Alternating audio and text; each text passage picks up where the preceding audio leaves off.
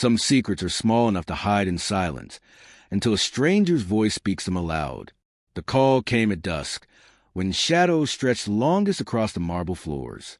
She reached the phone, but his hand closed around it first.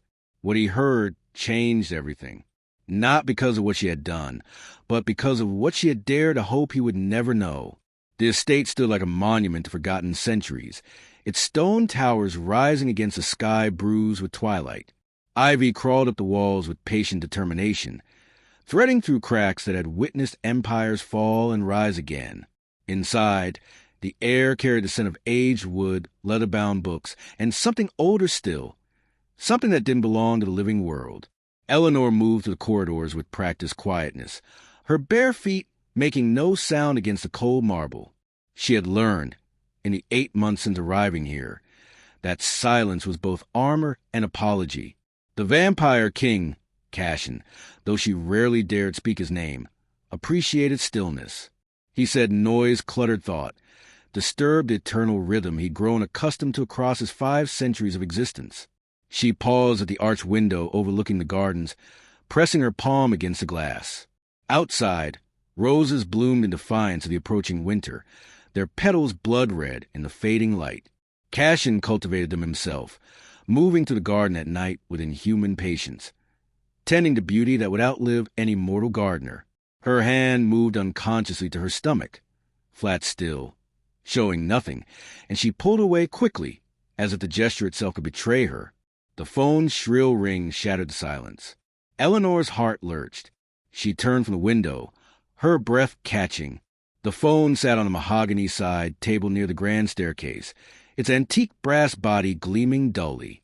It rang again, insistent. She moved toward it, her pulse quickening with each step. It's nothing, she told herself. Just a wrong number. A solicitor. Nothing, but she knew better. Her fingers were inches from the receiver when shadow fell across her hand. "Allow me." Cashin's voice was silk over steel, low and unhurried. He materialized beside her. Not walked, not approached. Simply existed where he had not been a moment before. His hand closed around the phone with deliberate grace, lifting it to his ear before she could form a single word of protest. Eleanor's throat closed. She stood frozen, watching his face, a face carved from pale marble, beautiful and terrible in equal measure.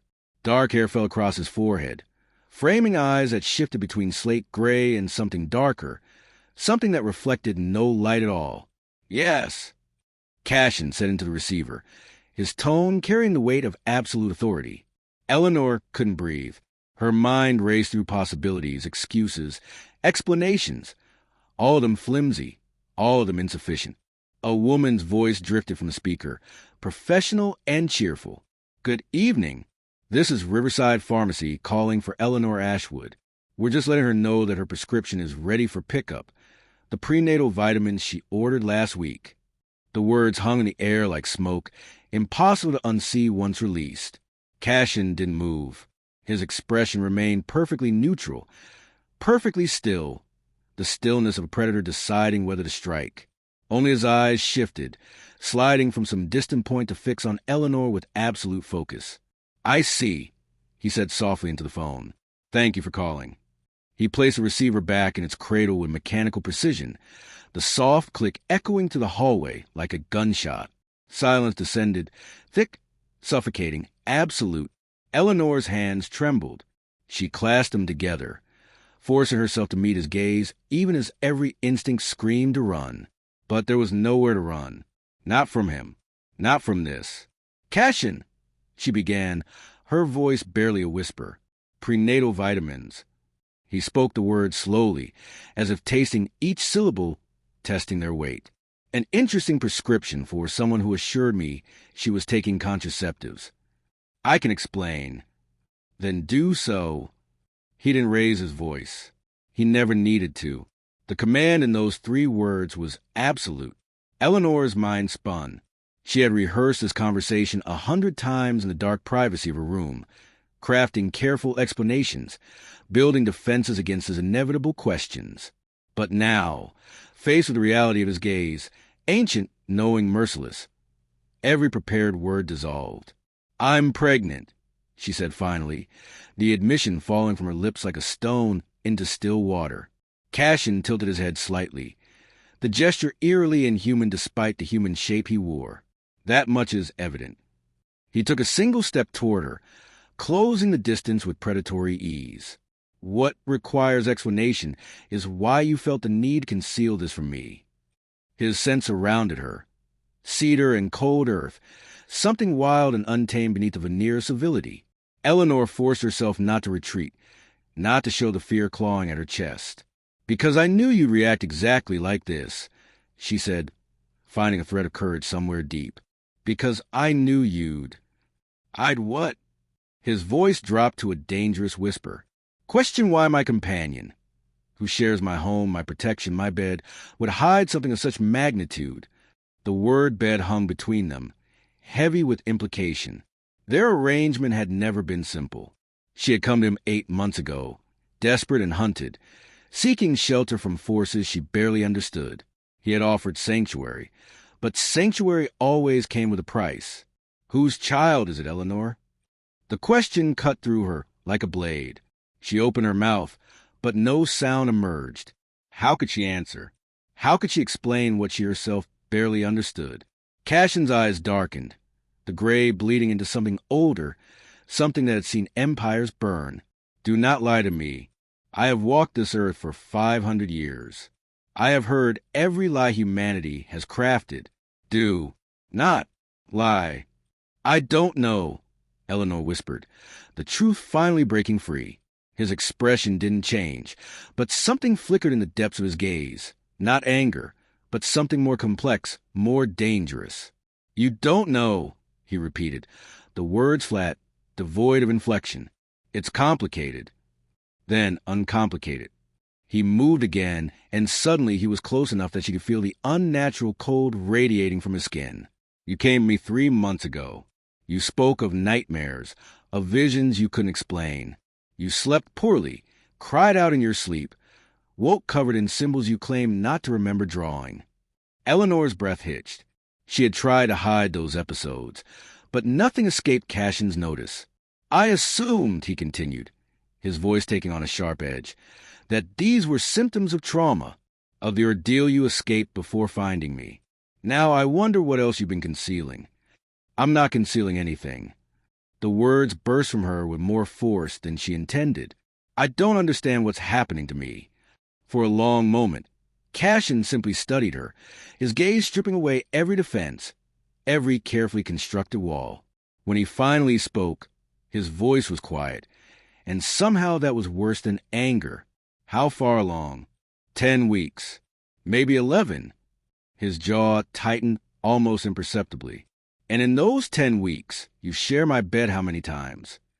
Heat flooded Eleanor's cheeks, but she held his gaze. "You know how many times." "I do." He stepped back, putting space between them, and somehow that withdrawal felt like a greater condemnation than any accusation. "Which means either you're lying about the timeline or—" He paused, and for the first time, uncertainty crossed his features. "Or something else entirely is at play." Eleanor's heart hammered against her ribs. "What do you mean?" Cashin turned away from her, moving toward the tall windows that overlooked the darkening grounds. His reflection in the glass was faint, barely there, a reminder what he was, what he would always be. "There are forces in this world older than my kind," he said quietly, "powers that don't follow the natural order. When you came to me, you bore marks I recognize, signs of divine intervention or perhaps divine persecution. I allowed you to stay because I was curious, because those marks suggested you were caught in something far beyond mortal understanding." He turned back to face her, and the weight of centuries pressed down through his gaze. "If you carry a child, and you cannot say with certainty whose child it is, then we are dealing with something that transcends the merely physical." His voice hardened. "And if that is the case, Eleanor Ashwood, then you have brought something into my home far more dangerous than I anticipated." Fear lanced through her, sharp and cold. "Are you saying the baby isn't human?" "I'm saying I don't know." The admission seemed to cost him, and I despise not knowing. Thunder rumbled in the distance, and the first drops of rain began to streak the windows. Eleanor wrapped her arms around herself, suddenly cold despite the warmth of the room. "What happens now?" she asked, her voice small. Cashin regarded her for a long moment, his expression unreadable. When he spoke, his words were measured, deliberate. "Now, you will tell me everything. Every vision, every dream, every moment you cannot explain. You will hide nothing, conceal nothing." And then he moved toward her again, and this time when he stopped, he was close enough to touch her, though he didn't. "Then we will discover exactly what you're carrying, and what it means for both of us." His hand rose, hovering near her cheek, but not quite making contact. The gesture was almost tender, almost, because if this child poses a threat to me, to my house, to the careful balance I've maintained for centuries. His voice dropped to barely a whisper.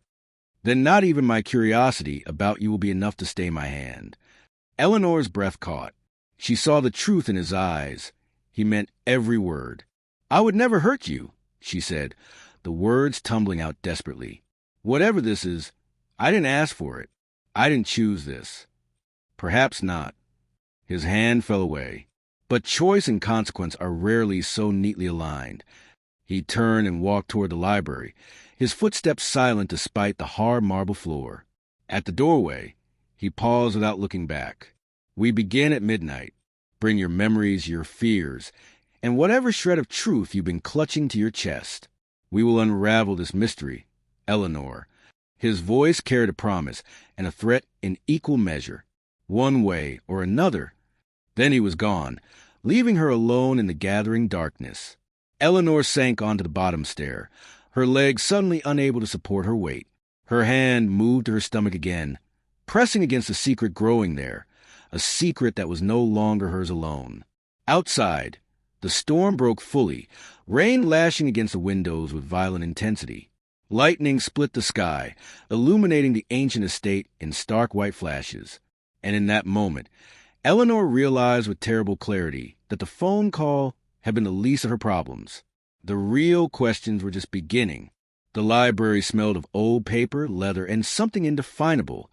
The accumulated weight of centuries compressed into a single room.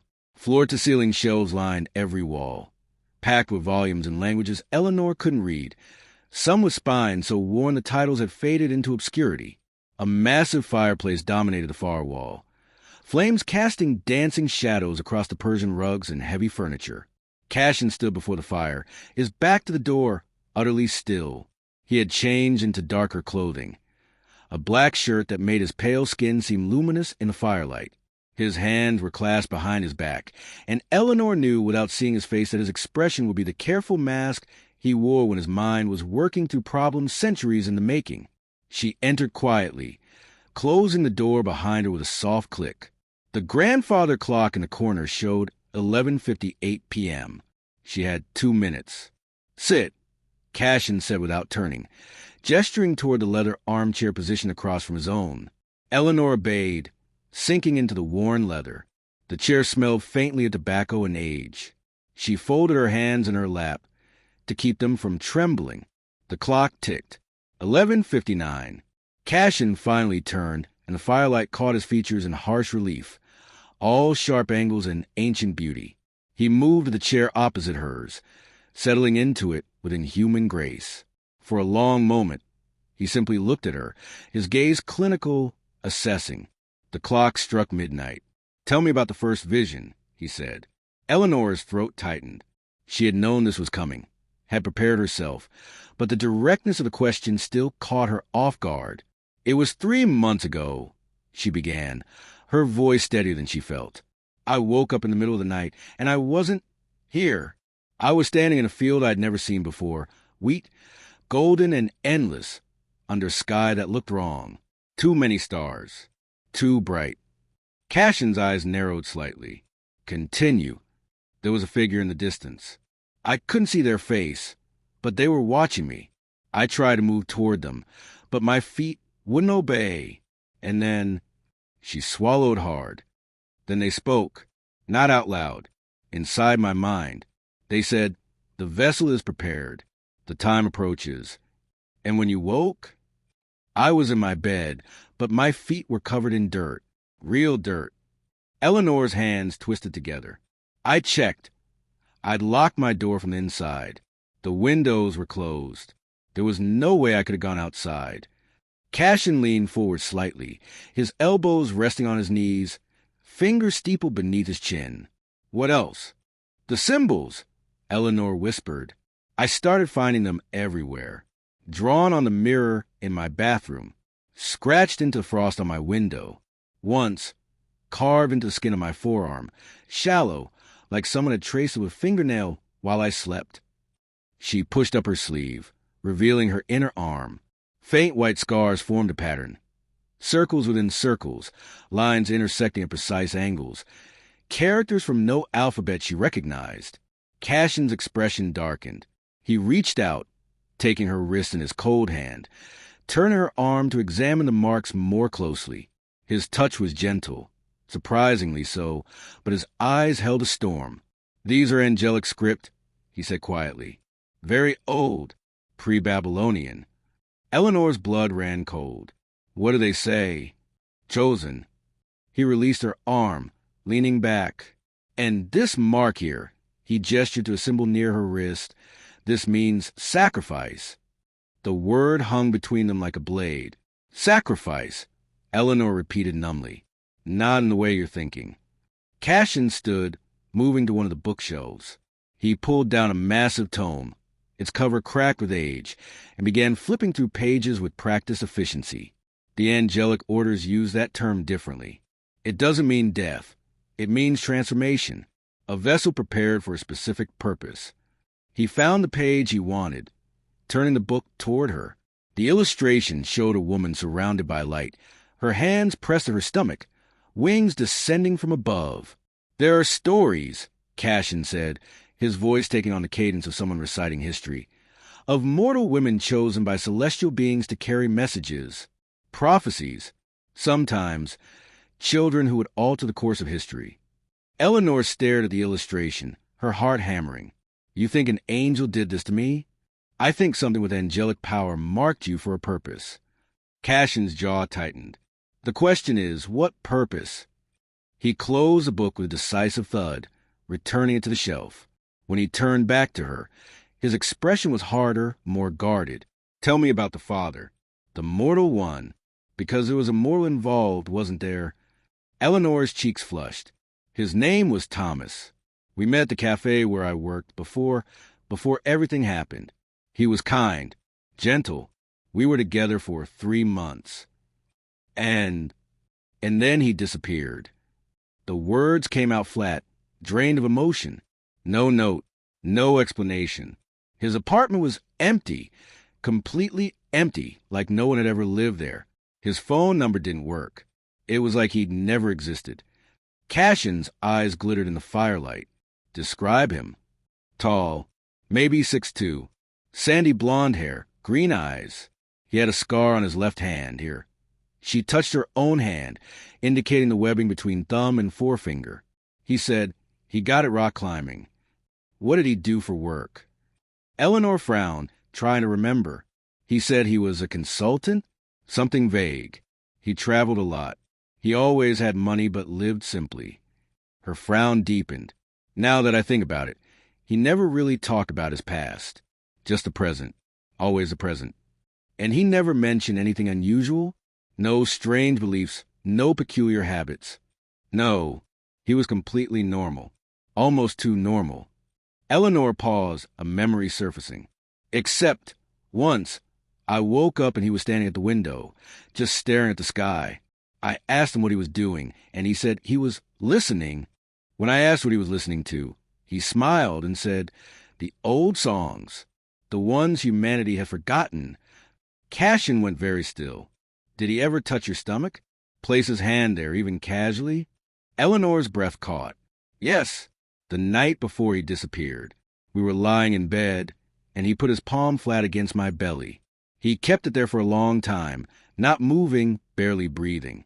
I asked him what he was doing, and he said, her voice broke slightly. He said, saying hello to tomorrow. The fire crackled. Outside, The storm had intensified, rain hammering against the windows with renewed fury. "Your Thomas," Cashin said softly, dangerously, "was not mortal." Eleanor's world tilted. "What?"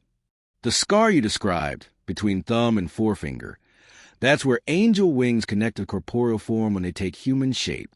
It's a tell, a mark they can't completely hide." Cashin moved closer, crouching before a chair, so their eyes were level. "Eleanor, you weren't dating a man. You were being courted by a celestial being. And when his purpose was complete, when you conceived, he returned to whatever realm he came from." "No." Eleanor shook her head, denial rising like bile. "No, that's not possible. He was real. He was human." "Was he?" Cashin's voice was gentle now, almost pitying. "Could he eat in front of you? Did you ever see him tired or sick? Did he bleed when he cut himself?" Eleanor opened her mouth to answer, then stopped. She tried to remember Thomas eating, tried to picture him with the flu, tried to recall even a single moment of physical vulnerability. She couldn't. "Oh, God," she whispered. "Not God," Cashin corrected quietly. "One of his servants. An angel took human form, selected you for reasons we don't yet understand, placed a child in your womb, and vanished." He stood, his expression grim. "Which means the child you're carrying isn't entirely mortal. It's a Nephilim, half human, half celestial." The word struck Eleanor like a physical blow. Nephilim, like in the Bible? Like in a dozen ancient texts across a dozen cultures. Cashin began pacing, his movements sharp with agitation. The first time she'd seen him truly unsettled. The offspring of angels and humans, beings of immense power, caught between two worlds. Some were heroes, some were monsters. All of them changed history. Eleanor pressed her hands to her stomach, feeling the barely there curve, the secret weight. "What happens to me? What happens to the baby?" Cashin stopped pacing, turning to face her fully. The firelight carved shadows into his features, making him look more inhuman than ever. "That depends on several factors," he said. "If the angelic father was acting under divine sanction, if this child is meant to be a prophet, a guardian, a force for good, then you might survive the birth. Nephilim children tend to grow quickly, mature rapidly. You'd need constant supervision, protection from forces that would see such a child destroyed before it could fulfill its purpose. And if the father wasn't acting under divine sanction, Cashin's silence was answer enough. If the father was a fallen angel, he finally said, or an angel operating outside the heavenly mandate, then the child could be something else entirely, something darker. The birth could kill you. The child could be unstable, dangerous. Or, he paused, something flickering in his ancient eyes. Or it could be powerful enough to upset the balance between heaven, hell, and earth. Eleanor's hands were shaking now, her entire body trembling. "What do I do?" "You stay here." Cashin's voice was firm, commanding. "You remain under my protection. I have resources, connections, beings who owe me favors, some of them celestial in nature. We will determine the exact nature of this child. We will prepare for every eventuality." He moved closer again, and this time he did touch her, his cold hand cupping her cheek with unexpected tenderness. "And we will ensure that whatever happens, you survive it." Tears burned Eleanor's eyes. "Why? Why would you help me? You could just cast me out. Wash your hands of this." Cashin's thumb traced her cheekbone gently. When he spoke, his voice was softer than she'd ever heard it. "Because 8 months ago, a terrified woman appeared at my door seeking sanctuary. She had every reason to fear me, to run from what I am, but she stood her ground and looked me in the eye and asked for help. No bargaining, no false bravado, just honest desperation." His hand fell away. "It's been a very long time since anyone looked at me and saw something other than a monster." Eleanor's tears spilled over. "I don't see a monster. Perhaps you should." The hardness returned his expression, but something gentler lingered beneath it. "But tonight is not the night for that conversation. Tonight we plan. Tomorrow we act." He turned back to the bookshelves, pulling down volume after volume. spreading them across the massive oak desk that dominated one corner of the library. We'll start by identifying the angelic hierarchy your Thomas belonged to. Different orders have different purposes, different powers.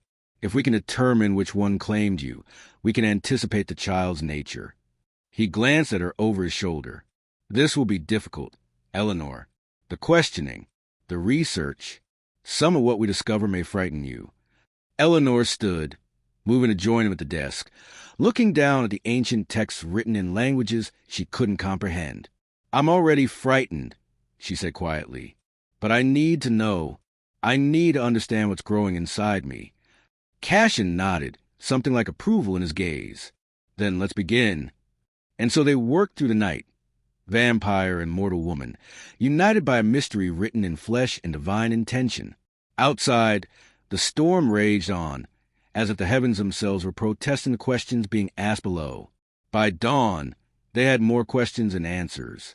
But they had something else too, a fragile alliance, forged in shared determination, and the first glimmers of a truth that would shake them both. 3 nights passed in a blur of research, ritual preparation, and mounting tension. Eleanor barely slept, and when she did, her dreams were vivid, overwhelming, visions of wings and fire, of voices singing in harmonies that made her bones ache.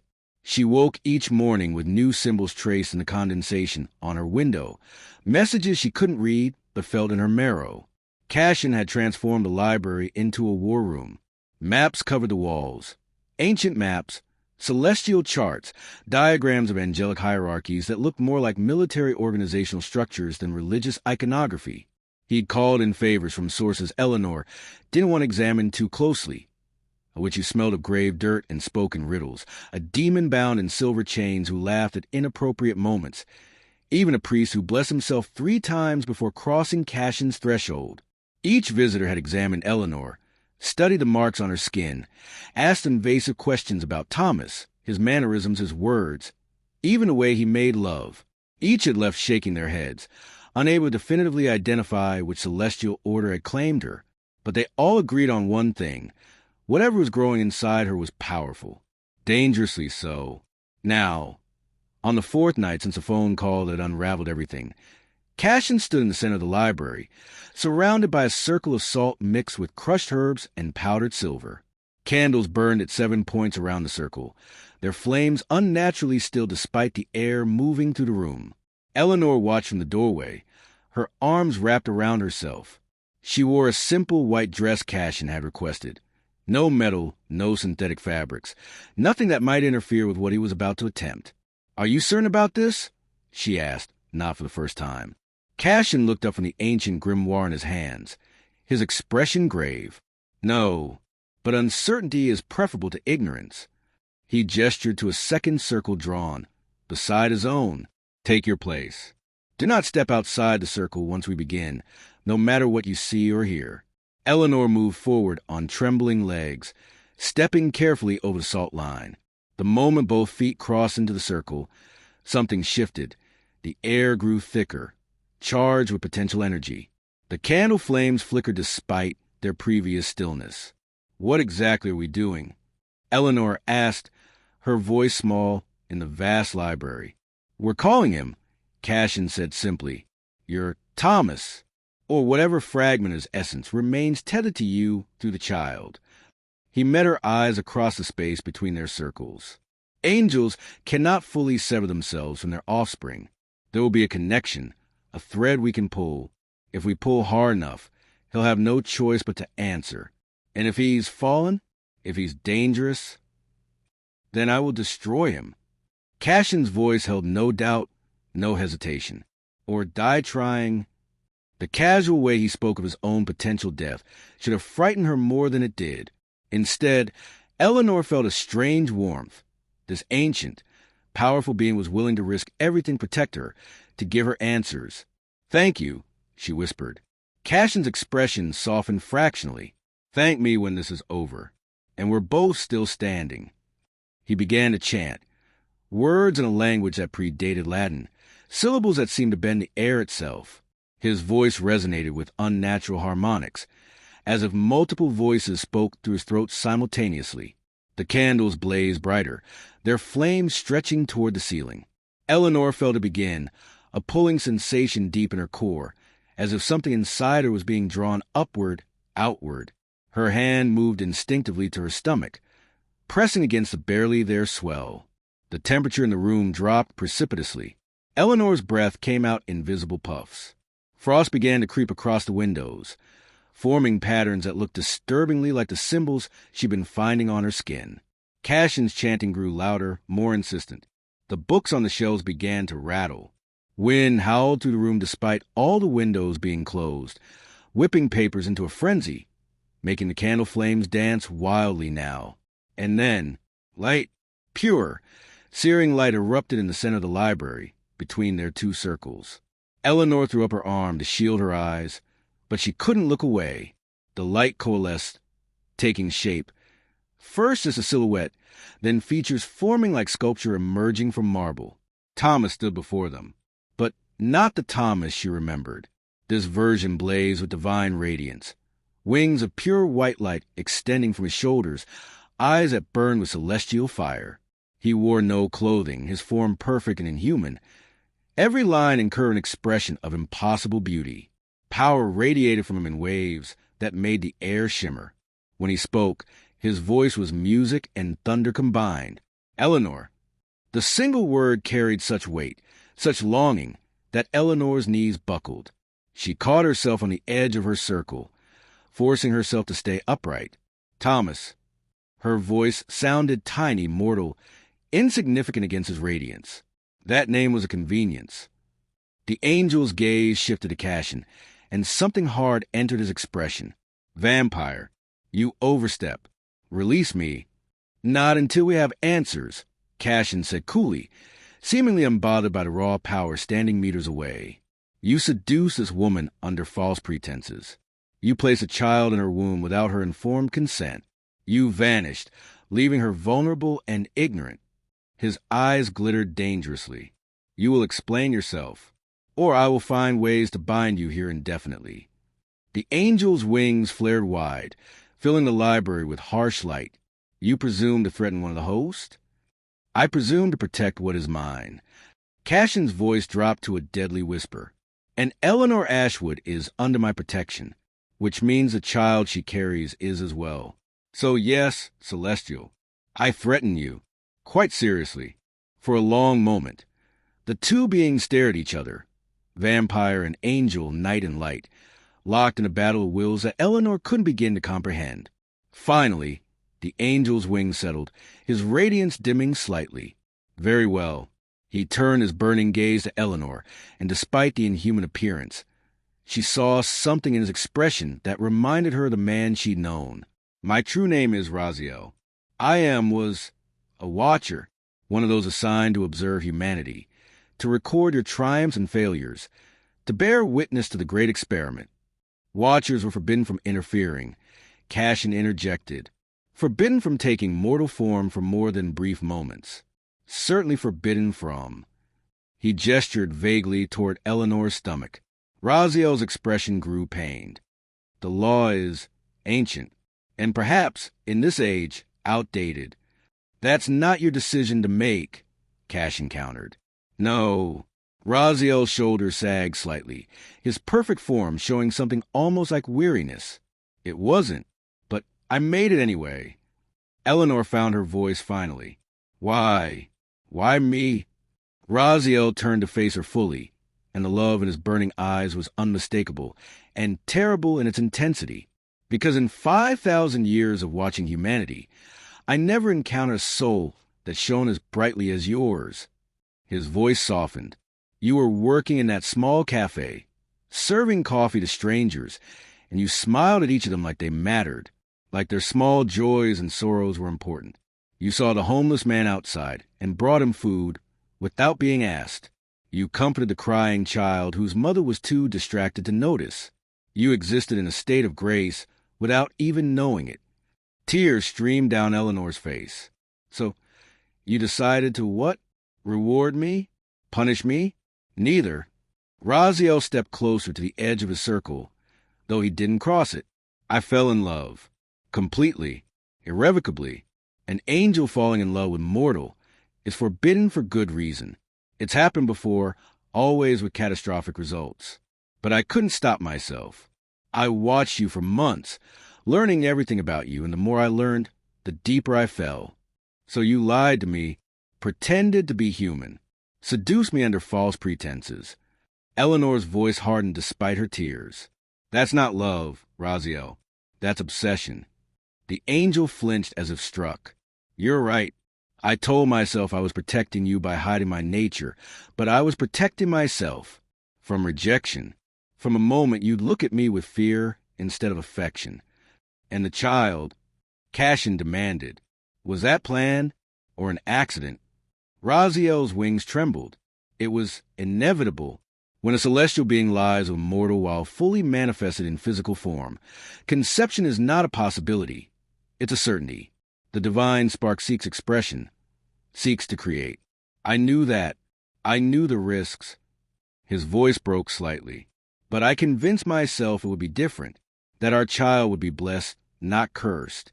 That love would be enough to overcome the laws written in the foundations of creation. You arrogant fool, Cashin said, but there was something other than contempt in his voice. Almost understanding. Love is never enough, not against forces that predate stars. Eleanor pressed both hands to her stomach now, feeling the life within her, the impossible convergence of mortal and divine. What happens to the baby? What will it become? Raziel's expression grew troubled. I don't know. Nephilim children are unpredictable. Some become great warriors, defenders of humanity. Others become tyrants, their power corrupting them. A few, very few, achieve balance, walking between worlds with wisdom and restraint. That's not good enough, Eleanor said, steel entering her voice. You put this child in me. You don't get to be uncertain about its fate. I'm sorry. And Raziel truly did look sorrowful, his radiance dimming further. I should have been stronger. Should have stayed away. Should have... Too late for should-haves, Cashin interrupted. What we need now are solutions. The child is coming. Eleanor will give birth in roughly 7 months.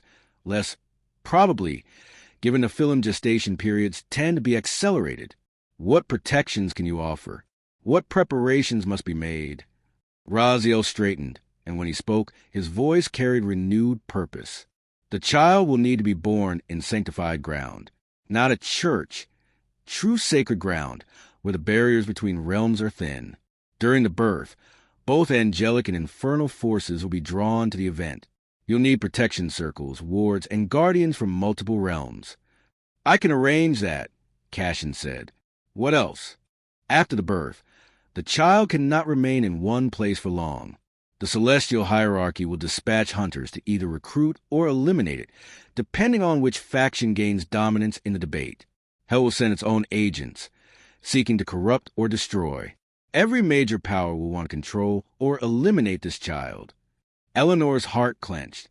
So my baby will never be safe, never have a normal life. Raziel's expression was infinitely sad. No, Eleanor.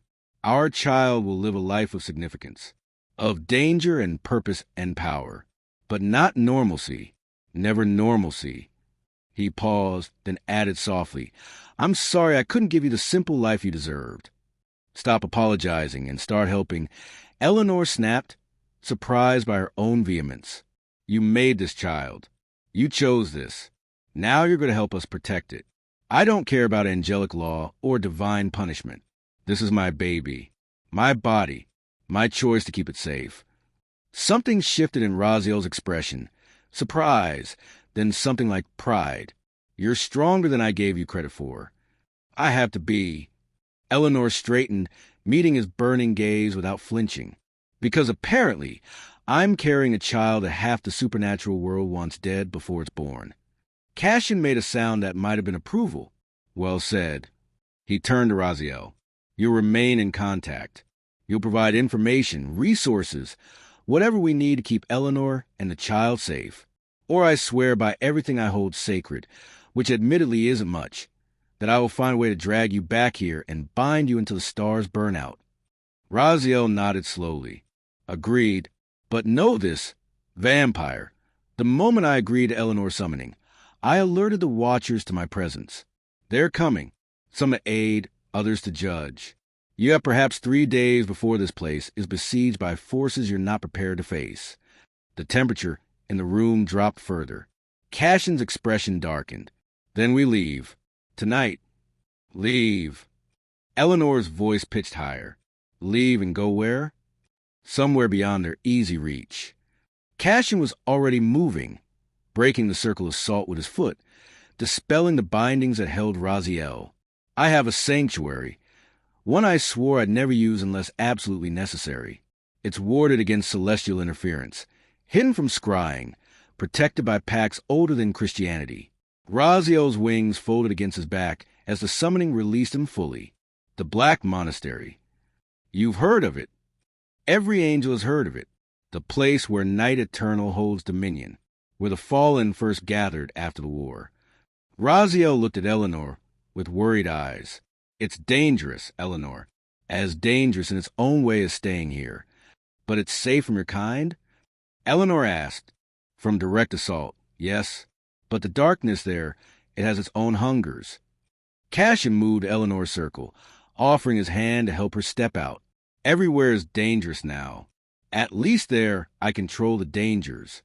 Eleanor took his hand, cold, steady, strong, and stepped across the salt line.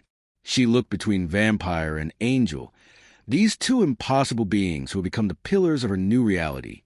Then we leave tonight, she said firmly. All 3 of us.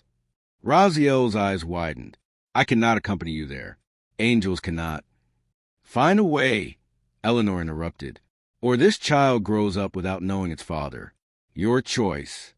For a moment, Raziel simply stared at her. Then impossibly he smiled, a heartbreakingly human expression on his divine face. You're remarkable, he said softly. I'm terrified, she corrected, but I'm done letting terror make my decisions. She turned to Cashin. How long to prepare? An hour? Maybe less. He was already moving toward the door, his vampire efficiency kicking into high gear. Pack only what you absolutely need. We travel light and fast. Eleanor nodded, then looked back at Raziel, who was already beginning to fade, his borrowed substance returning to whatever realm he truly inhabited. Will I see you again? She asked. His voice came from the dissipating light. Yes, I swear it. I will find a way. Then he was gone, leaving only the fading warmth of divine presence and the scent of lightning-struck air. Eleanor stood alone in the library for a brief moment, her hand pressed to her stomach, feeling the small life within, the child of angel and woman, impossible and inevitable. Hold on, little one, she whispered. We're about to go on a journey. Then she turned and ran upstairs to pack, leaving Cashin to his preparations. The storm outside had finally broken, but Eleanor knew, with the certainty that comes from carrying something greater than yourself, that far worse storms were coming, and she would face them all, for her child, for herself, for the impossible love that had created life against every natural law. The war was just beginning. The car ride took 6 hours through terrain that grew progressively wilder, more remote. Cashin drove in silence, his hands steady on the wheel, eyes never leaving the dark road ahead. Eleanor dozed fitfully in the passenger seat, exhaustion finally overcoming fear, her dreams fragmented and strange. They passed through 3 small towns, each seemingly abandoned despite lights in windows and cars in driveways. Cashin explained in clipped tones that these were glamored settlements, places that existed in the spaces between, where supernatural beings conducted business away from mortal eyes. Entering one without permission meant death, swift and certain. The roads narrowed. Pavement gave way to gravel, then dirt. Trees pressed close on either side, their branches forming a canopy that blocked out the moon. The headlights seemed dimmer here, as if the darkness had substance. Wait, we're close, Cashin said finally, the first word spoken in over an hour. Eleanor stirred, blinking sleep from her eyes. How do you know? I can feel it. The old wards, recognized in my blood. He glanced at her, his expression unreadable in the dashboard's green glow. Last chance to turn back, Eleanor. Once we cross the threshold, there's no easy exit. I'm not looking for easy, Eleanor replied, straightening in her seat. I'm looking for safe. These are not the same thing. I know. The trees ended abruptly, and they emerged into a clearing dominated by a structure that defied easy description. The black monastery rose from bare stone like a wound in reality. All harsh angles and obsidian walls, windows that reflected no light, towers that seemed to shift position when viewed from the corner of the eye. It looked less built than summoned, a piece of elsewhere dropped into the mortal world and anchored by sheer force of will. My God, Eleanor breathed. No, God's here, Cashin said flatly. That's rather the point. He pulled the car to a stop before massive iron gates that stood open, rust-free despite obvious age. Beyond them, a courtyard of black marble stretched toward the monastery's entrance, double doors carved with scenes Eleanor didn't want to examine too closely. They exited the car, and immediately Eleanor felt the difference. The air here was heavy, thick with centuries of accumulated power. Her skin prickled, every hair standing on end. The silence was absolute. No wind, no night birds, no insects. Just stillness, profound and unnatural. Stay close, Cashin instructed, removing 2 bags from the trunk with casual ease. Don't touch anything without asking first. Don't speak to anyone unless I introduce you. And under no circumstances, he fixed it with a hard stare, do you open any doors marked with red sigils? Understood. Eleanor nodded, her mouth too dry for speech. They crossed the courtyard, their footsteps echoing despite the open space. The doors swung inward before they reached them, revealing a vast entrance hall lit by floating orbs of cold blue light. The walls were lined with weapons, swords, axes, implements Eleanor couldn't name, all radiating barely contained violence. Tapestries depicted battles between beings of light and shadow, their details shifting subtly when viewed directly. A figure emerged from a side corridor, tall, gaunt, dressed in robes that seemed to be woven from smoke itself. Its face was hidden beneath a deep hood, but Eleanor glimpsed something pale and not entirely human in the shadows. Lord Cashin. The voice was dry, papery, like wind through a tomb. We did not expect you to claim sanctuary. Unexpected circumstances, Malachi.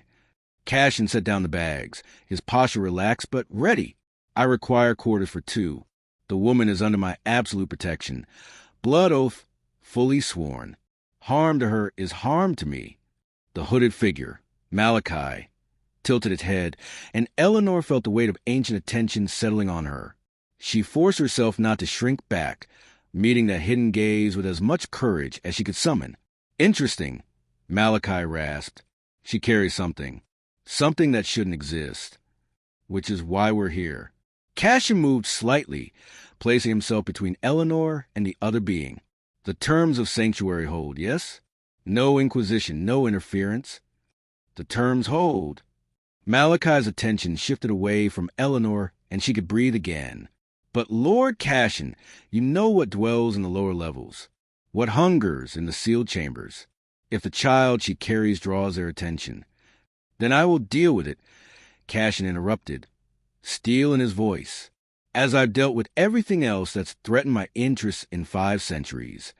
A sound that might have been laughter wheezed from beneath Malachi's hood, arrogant as ever.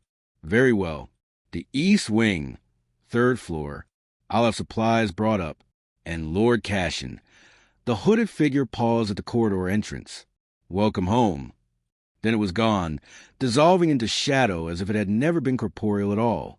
Eleanor released a breath she hadn't known she was holding. What was that? Malachi was human once. A monk. Actually, from the original monastery that stood here before the Order of Night claimed the site. He chose to remain when his brothers fled, trading mortality for knowledge and position. Cashin picked up the bags again, gesturing for Eleanor to follow. He's harmless unless provoked. Most things here are. Remember that. They climbed a spiral staircase of black stone, passing doors marked with symbols Eleanor didn't recognize. Occasionally, sounds filtered through the walls, whispers, scraping, once what might have been weeping. Eleanor kept her eyes forward, her hand trailing along the cold stone for balance. The east wing was quieter, the walls bare of weapons and tapestries. Cashin led her to a suite of rooms behind a door carved with protective wards. Circles within circles, binding glyphs, warning sigils. "These chambers are mine," he explained, pushing the door open. "No one enters without invitation. The ward will recognize you now, allow you passage freely." The rooms beyond were surprisingly comfortable, furnished with heavy wooden pieces that looked centuries old but well-maintained. A fireplace dominated one wall, already blazing with flames that gave off heat, but no smoke. Windows overlooked the forest surrounding the monastery, though the glass was tinted darkly, filtering the moonlight into something bruised and unnatural. Eleanor moved to the nearest chair and sank into it, exhaustion finally overwhelming her. "How long do we have to stay here?" "Until the child is born, possibly longer." Cashin was unpacking, moving with efficiency born of long practice. Raziel said we had 3 days before the Watchers descended on the estate. Here, we're outside their easy reach. The Black Monastery exists in a liminal space, not quite the mortal world, not quite beyond it. Angels can force entry, but it costs them. Most won't consider it worthwhile. And if they do consider it worthwhile, Cashin's expression hardened. Then we fight. He moved to a cabinet, withdrawing a bottle of dark liquid and 2 glasses. He poured generously, offering one to Eleanor. "I shouldn't," she said, gesturing to her stomach. "It's not alcohol, or rather, not purely alcohol. It's a tonic, strengthening herbs, vitality enhancers, things to support you and the child to what's coming." At her skeptical look, he added, "I've kept pregnant mortals alive in far worse conditions than this. Trust me." Eleanor took the glass, sniffing cautiously. It smelled of earth and autumn, of things growing in darkness. She took a small sip. It was sweet but complex, warmth spreading through her chest and belly. "Thank you," she said quietly. Cashin raised his own glass in silent acknowledgement, drinking deeply. For a moment, they simply sat, exhaustion and relief mixing into something almost peaceful. Then the child moved. Eleanor gasped, her free hand flying her stomach. It wasn't a kick, not yet, too early for that, but a sensation of pressure, of presence, as if the small life within her had suddenly become aware of the new surroundings. Cashin was at her side instantly. "What is it?" "The baby," Eleanor whispered, wonder in her voice despite everything. I think it knows we're somewhere different, somewhere safer." Cashin's expression softened in ways Eleanor had never seen. Slowly, hesitantly, he extended his hand toward her stomach. "May I?" Eleanor nodded, taking his cold hand and placing it against her belly, over the spot where she felt the movement. For a long moment, Cashin was utterly still. Then his eyes widened fractionally. "I can feel it," he breathed. "The life force. It's incredible. So much power in something so small." "Will it be okay?" Eleanor asked, vulnerability creeping into her voice. "The baby, will it survive all this? Will I survive?" Cashin met her eyes, and for once, she saw complete honesty there. No hedging, no careful politician's words. "I don't know," he said, "but I swear to you, Eleanor Ashwood, on everything I've built in 5 centuries of existence, I will do everything in my power to ensure you both survive. The child will have a chance at life, whatever life that may be, and you will be there to see it." Tears welled in Eleanor's eyes. "Why? Why do you care so much?" Cashin's hand remained on her stomach, his expression thoughtful. "Because I've lived long enough to know that true innocence is rare. You possess it somehow, despite everything you've endured. And that child," his voice roughened, "that child is innocent of the conflicts that created it. It deserves protection, deserves a chance." He withdrew his hand, standing and moving to the window. "And perhaps because I'm tired of only destroying things. Perhaps I'd like to help create something, for once. Even if all I'm creating is the possibility of survival." Eleanor wiped her eyes, a small smile forming despite her tears. "You're not as terrible as you want people to think. Don't let that rumor spread," Cashin said dryly. "I have a reputation to maintain." A knock interrupted the moment. 3 sharp raps on the door. "Enter," Cashin called. A young woman stepped in, carrying a tray laden with food. She looked human, but there was something in her movements, too graceful, too precise, that suggested otherwise. She set the tray on the table, curtsied to Cashin, and departed without a word. "Eat," Cashin instructed Eleanor. "You need strength. Tomorrow, we begin preparations in earnest. The wards around these chambers need reinforcement. You'll need to learn basic protections, ways to shield yourself and the child from psychic interference. And we need to establish contact with Raziel, determine if he's being watched, if he can still reach us here." Eleanor looked at the food, simple but substantial, bread and cheese and fruit, that looked almost too perfect to be natural. Her stomach growled, reminding her she hadn't eaten since morning. "And you?" she asked, taking a piece of bread. "What will you do?"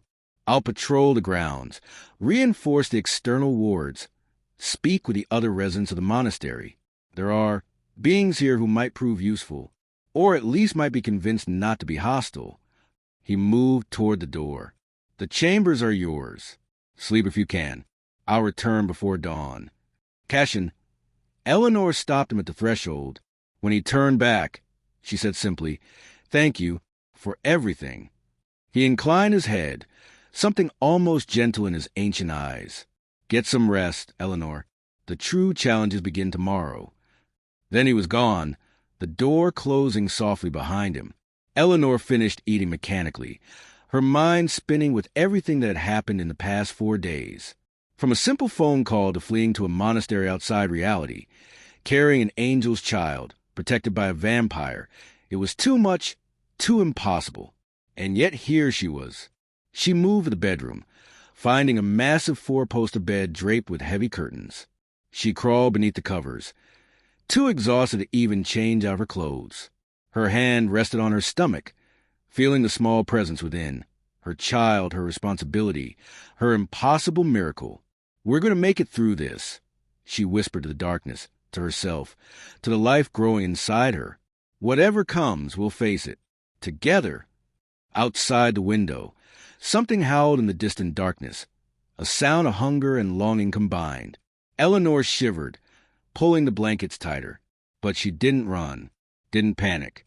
She had crossed too many thresholds tonight to be frightened by simple sounds in the dark. Morning would come, or whatever passed for morning, in this place outside the normal flow of time.